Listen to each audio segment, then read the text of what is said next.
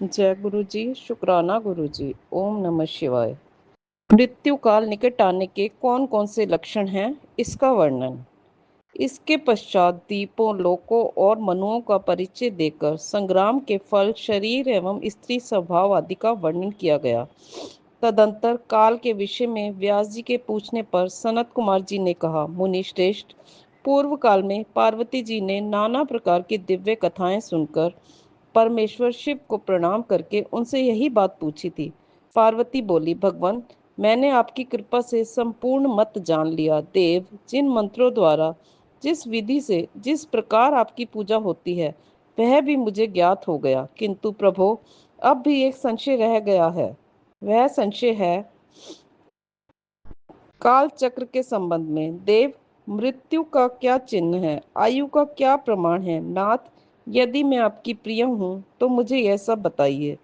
महादेव जी ने कहा, प्रिय, यदि अकस्मात शरीर सब ओर से सफेद या पीला हो पड़ जाए और ऊपर से कुछ लाल दिखे, तो यह जानना चाहिए कि उस मनुष्य की मृत्यु 6 महीने के भीतर हो जाएगी। शिवे, जब मुंह, कान, नेत्र और जीवा का स्तंभन हो जाए, तब भी 6 महीने के भीतर ही मृत्यु जाननी चाहिए। भद्रे, जो रूरू मृग के पीछे होने वाले शिकारियों की भयानक आवाज को भी जल्दी नहीं सुनता, उनकी मृत्यु भी 6 महीने के भीतर ही हो जानी चाहिए। जब सूर्य, चंद्रमा या अग्नि के सानिध्य से प्रकट होने वाले प्रकाश को मनुष्य नहीं देखता, उसे सब कुछ काला काला अंधकार रच्छन ही दिखाई देता है, तब उसका जीवन 6 मास से अधिक नहीं होता। देवी, प्रिय, जब मनुष्य का बायां हाथ लगातार 1 सप्ताह तक फड़कता ही रहे, तब उसका जीवन 1 मास ही शेष है, ऐसा जानना चाहिए। इसमें संशय नहीं है। जब सारे अंगों में अंगड़ाई आने लगे और तालू सूख जाए, तब वह मनुष्य 1 मास तक ही जीवित रहता है, इसमें संशय नहीं है। त्रिदोष में जिसकी नाक बहने लगे, उसका जीवन 15 दिन से अधिक नहीं चलता। मुंह और कंठ सूखने लगे तो यह जानना चाहिए कि 6 महीने बीतते बीतते इसकी आयु समाप्त हो जाएगी। हामिनी, जिसकी जीभ फूल जाए और दांतों से मवाद निकलने लगे, उसकी भी 6 महीने के भीतर ही मृत्यु हो जाती है। इन चिन्हों से मृत्यु काल को समझना चाहिए। सुंदरी, जल, तेल, घी तथा दर्पण में भी जब अपनी परछाई ना दिखाई दे या विकृत दिखाई दे, तब काल चक्र के ज्ञाता पुरुष को यह जान लेना चाहिए कि उसकी भी आयु 6 मास से अधिक शेष नहीं है। देवेश्वरी, अब दूसरी बात सुनो, जिससे मृत्यु का ज्ञान होता है। जब अपनी छाया को सिर से रहित देखें अथवा अपने आप को छाया से रहित पाएं, तब वह मनुष्य 1 मास भी जीवित नहीं रह पाता। पार्वती, ये मैंने अंगों में प्रकट होने वाले मृत्यु के लक्षण बताए हैं। भद्रे, अब बाहर प्रकट होने वाले लक्षणों का वर्णन करता हूँ, सुनो देवी। जब चंद्रमंडल या सूर्यमंडल प्रभाहीन एवं लाल दिखाई दे, तब आधे मास में ही मनुष्य की मृत्यु हो जाती है। अरुंधति, महायान, चंद्रमा, इन्हें जो ना देख सके अथवा जिसे ताराओं का दर्शन ना हो, ऐसे पुरुष 1 मास तक जीवित रहता है। यदि ग्रहों का दर्शन होने पर भी दिशाओं का ज्ञान ना हो, मन पर मूढ़ता छाई रहे, तो 6 महीने में निश्चय ही मृत्यु हो जाती है। यदि उत्थे नामक तारा का, ध्रुव का अथवा सूर्यमंडल का भी दर्शन न हो सके, रात में इंद्रधनुष और मध्याह्न में उल्कापात होता दिखाई दे तथा गीध और कौवे घेरे रहें, तो उस मनुष्य की आयु 6 महीने से अधिक की नहीं है। यदि आकाश में सप्तऋषि तथा स्वर्ग मार्ग में ना दिखाई दें, तो कालज्ञ पुरुष को उस पुरुष की आयु 6 मास ही शेष समझनी चाहिए। जो अकस्मात सूर्य और चंद्रमा को राहु से ग्रस्त देखता है और जो संपूर्ण दिशाएं जिसे घूमती हुई दिखाई देती हैं, वह अवश्य ही 6 महीने में मर जाता है। यदि अकस्मात नीली मक्खियां आकर पुरुष को घेर लें, तो वास्तव में उसकी आयु 1 मास ही शेष जाननी चाहिए। यदि गीध, कौवा अथवा कबूतर सिर पर चढ़ जाए, तो वह पुरुष शीघ्र ही 1 मास के भीतर ही मर जाता है, इसमें संशय नहीं है। काल को जीतने का उपाय, नवधा शब्द बाह्य एवं तुंकार के अनुसंधान और उससे प्राप्त होने वाली सिद्धियों का वर्णन। देवी पार्वती ने कहा, प्रभो, काल से आकाश का भी नाश होता है। वह भयंकर काल बड़ा विकराल है। वह स्वर्ग का भी एकमात्र स्वामी है। आपने उसे दग्ध कर दिया था, परंतु अनेक प्रकार के स्त्रोतों द्वारा जब उसने आपकी स्तुति की, तब आप फिर संतुष्ट हो गए और वह काल पुनः अपनी प्रकृति को प्राप्त हुआ, पूर्णतः स्वस्थ हो गया। आपने उससे बातचीत में कहा, काल तुम सर्वत्र विचरोगे किंतु लोग तुम्हें देख नहीं सकेंगे। आप प्रभु की कृपा दृष्टि होने और वर मिलने से वह काल जी उठा तथा उसका प्रभाव बहुत बढ़ गया। अतः महेश्वर, क्या यहाँ ऐसा कोई साधन है जिससे उस काल को नष्ट किया जा सके? यदि हो तो मुझे बताइए, क्योंकि आप योगियों में शिरोमणि और स्वतंत्र प्रभु हैं। आप परोपकार के लिए ही शरीर धारण करते हैं। शिव बोले, देवी, श्रेष्ठ देवता, दैत्य, यक्ष, राक्षस, नाग और मनुष्य, किसी के द्वारा भी काल का नाश नहीं किया जा सकता, परंतु जो ध्यान परायण योगी है वे शरीरधारी होने पर भी सुख पूर्वक काल को नष्ट कर देते हैं। वरारोहे, यह पांच भौतिक शरीर सदा उन भूतों के गुण से ही उत्पन्न होता है और उन्हीं में इसका लय होता है। मिट्टी की देह मिट्टी में ही मिल जाती है। आकाश से वायु उत्पन्न होती है, वायु से तेजस्व का प्रकट होता है, तेज से जल का प्राकट्य बताया गया है और जल से पृथ्वी का आविर्भाव होता है। पृथ्वी आदि भूत क्रमशः अपने कारणों में लीन होते हैं। पृथ्वी के 5, जल के 4, तेज के 3 और वायु के 2 गुण होते हैं। आकाश का एकमात्र शब्द ही गुण है। पृथ्वी आदि में जो गुण बताए गए हैं उनके नाम इस प्रकार हैं: शब्द, स्पर्श, रूप, रस और गंध। जब भूत अपने गुणों को त्याग देता है तब नष्ट हो जाता है, और जब गुण को ग्रहण करता है तब उसका प्रादुर्भाव हुआ बताया जाता है। देवेश्वरी, इस प्रकार तुम पांचों भूतों के यथार्थ स्वरूप को समझो। देवी, इस कारण काल को जीतने की इच्छा वाले योगी को चाहिए कि वह प्रतिदिन प्रयत्न पूर्वक अपने अपने काल में उसके अंशभूत गुणों का चिंतन करे। योगवेत्ता पुरुष को चाहिए कि सुखद आसन पर बैठकर विशुद्ध श्वास द्वारा योगाभ्यास करे।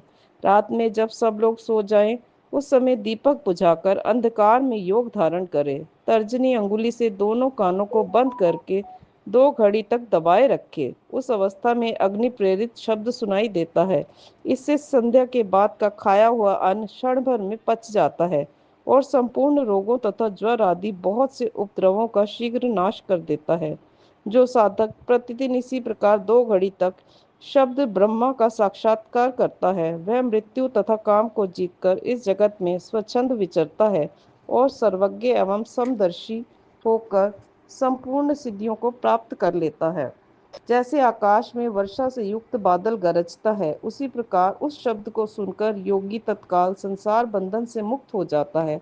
तदंतर योगियों द्वारा प्रतिदिन चिंतन किया जाता हुआ वह शब्द क्रमशः सूक्ष्म से सूक्ष्मतर हो जाता है। देवी, इस प्रकार मैंने तुम्हें शब्द ब्रह्मा के चिंतन का क्रम बताया है। जैसे धान चाहने वाला पुरुष पुआल को छोड़ देता है, उसी तरह मोक्ष की इच्छा वाला योगी सारे बंधनों को त्याग देता है। इस शब्द ब्रह्मा को पाकर भी जो दूसरी वस्तु की अभिलाषा करते हैं, वे मुक्के से आकाश को मारते और भूख प्यास की कामना करते हैं। यह शब्द ब्रह्मा ही सुखद मोक्ष का कारण, बाहर भीतर के भेद से रहित, अविनाशी और समस्त उपाधियों से रहित पार ब्रह्मा है। इसे जानकर मनुष्य मुक्त हो जाते हैं। जो लोग कालपाश से मोहित हो शब्द ब्रह्मा को नहीं जानते, वे पापी और कुबुद्धि मनुष्य मौत के फंदे में फंसे रहते हैं।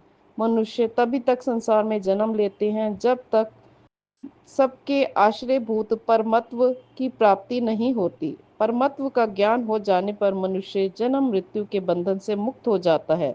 निद्रा और आलस्य साधना का बहुत बड़ा विघ्न है। इस शत्रु को यत्न पूर्वक जीत कर सुखद आसन पर आसीन हो प्रतिदिन शब्द ब्रह्मा का अभ्यास करना चाहिए। 100 वर्ष की अवस्था वाला वृद्ध पुरुष आजीवन इसका अभ्यास करे तो उसका शरीर रूपी स्तंभ मृत्यु को जीतने वाला हो जाता है और उसे प्राणवायु की शक्ति को बढ़ाने वाला आरोग्य प्राप्त होता है। वृद्ध पुरुष में भी ब्रह्मा के अभ्यास होने वाले लाभ का विश्वास देखा जाता है। फिर तरुण मनुष्य को तो इस साधना से पूर्ण लाभ हो, इसके लिए तो कहना ही क्या है। यह शब्द ब्रह्मा ना ओंकार है, ना मंत्र है, ना बीज है, ना अक्षर है। यह अनाहत नाद बिना आघात के अथवा बिना बजाए ही प्रकट होने वाला शब्द है। इसका उच्चारण किए बिना ही चिंतन होता है। यह शब्द ब्रह्मा परम कल्याणमय है। प्रिय, शुद्ध बुद्धि वाले पुरुष यत्न पूर्वक निरंतर इसका अनुसंधान करते हैं। अतः 9 प्रकार के शब्द बताए गए हैं। जिन्हें प्राणवेता पुरुषों ने लक्षित किया है। मैं उन्हें प्रयत्न करके बता रहा हूँ। उन शब्दों को नाद सिद्धि भी कहते हैं। वे शब्द क्रमशः इस प्रकार हैं: घोष, कांस्य, श्रृंग, घंटा, वीणा आदि, बांसुरी, दुंदुम्बी, शंख और नवा मेघ गर्जन। इन 9 प्रकार के शब्दों को त्याग कर तुमकार का अभ्यास करें। इस प्रकार सदा ही ध्यान करने वाला योगी पुण्य और पापों से लिप्त नहीं होता। देवी, योगाभ्यास के द्वारा सुनने का प्रयत्न करने पर भी जब योगी उन शब्दों को नहीं सुनता और अभ्यास करते करते मरना आसन हो जाता है, तब भी वह दिन रात उस अभ्यास में ही लगा रहे। ऐसा करने से 7 दिनों में वह शब्द प्रकट होता है जो मृत्यु को जीतने वाला है। देवी, वह शब्द 9 प्रकार का है। उसका मैं यथार्थ रूप से वर्णन करता हूँ। पहले तो घोषात्मक नाद प्रकट होता है, जो आत्म शुद्धि का उत्कृष्ट साधन है। वह उत्तम नाद सब रोगों को हर लेने वाला तथा मन को वशीभूत करके अपनी ओर खींचने वाला है। दूसरा कांस्य नाद है, जो प्राणियों की गति को स्तंभित कर देता है। वह विष, भूत और ग्रह आदि सबको बांधता है, इसमें संशय नहीं है। तीसरा श्रृंगनाद है, जो अभिचार से संबंध रखने वाला है। उसका शत्रु के उच्चाटन और मारण में नियोग एवं प्रयोग करें। चौथा घंटा नाद है, जिसका साक्षात परमेश्वर शिव उच्चारण करते हैं। वह नाद संपूर्ण देवताओं को आकृष्ट कर लेता है। फिर भूतल के मनुष्यों की तो बात ही क्या है। यक्षों और गंधर्वों की कन्याएं उस नाद से आकृष्ट हो योगी को उसकी इच्छा के अनुसार महासिद्धि प्रदान करती हैं तथा उसकी अन्य कामनाएं भी पूर्ण करती हैं। पांचवा नाद वीणा है, जिसे योगी पुरुष ही सदा सुनते हैं। देवी, उस वीणा नाद से दूर दर्शन की शक्ति प्राप्त होती है। वंशी नाद का ध्यान करने वाले योगी को संपूर्ण तत्व प्राप्त हो जाता है। दुंदुम्बी का चिंतन करने वाला साधक जरा और मृत्यु के कष्ट से छूट जाता है। देवेश्वरी, शंखनाद का अनुसंधान होने पर इच्छा अनुसार रूप धारण करने की शक्ति प्राप्त हो जाती है। मेघनाद के चिंतन से योगी को कभी विपत्ति का सामना नहीं करना पड़ता। वरानने, जो प्रतिदिन एकाग्रचित से ब्रह्म रूपी तुमकार का ध्यान करता है, उसके लिए कुछ भी असाध्य नहीं होता। उसे मनोवांछित सिद्धि प्राप्त हो जाती है। वह सर्वज्ञ, सर्वदर्शी और इच्छानुसार रूपधारी होकर सर्वत्र विचरण करता है, कभी विकारों के वशीभूत नहीं होता। वह साक्षात शिव ही है, इसमें संशय नहीं है। परमेश्वरी, इस प्रकार मैंने तुम्हें तुम्हारे समक्ष शब्द ब्रह्मा के नवदा रूप का पूर्णता वर्णन किया है। अब और क्या सुनना चाहती हो? ओम नमः शिवाय।